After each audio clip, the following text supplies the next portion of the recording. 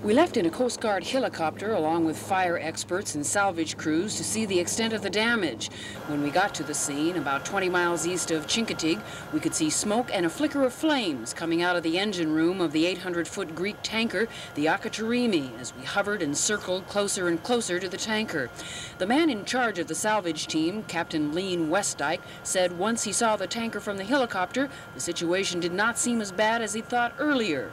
I am a bit more optimistic about the situation as when we went away from here to the vessel, and according to what I've seen in way of smoking and the results of the fire on board, it is such that the vessel is salvageable and doesn't form a threat momentarily for the environment.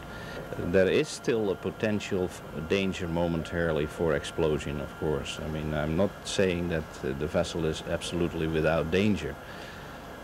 So we have to approach it very carefully. The Coast Guard cutter, the Unimac, is standing by in case of any severe emergency. Several crew members who had to evacuate the tanker are now on board the Unimac until further notice from the Coast Guard. After the fire burns itself out, or whether fire crews have to put it out, the 800-foot tanker will then be towed into Newport News. And at that time, fire experts can find out what caused the fires in the first place. Penny Williams, Area 10 Eyewitness News, Norfolk.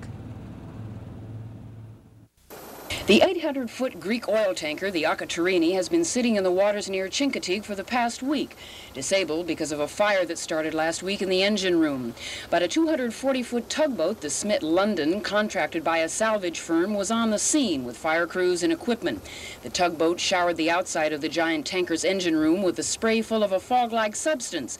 Then crewmen boarded the tanker along with hoses to flood the smoldering area and the surrounding deck with water.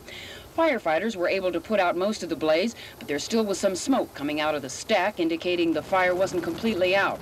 Later, crewmen managed to douse the smoldering engine room. Investigators say the tanker fire started because of faulty electrical wiring in the engine room. The tanker will be in the waters for the next 3 to 4 days, then be towed to shore. Penny Williams, Area 10 Eyewitness News.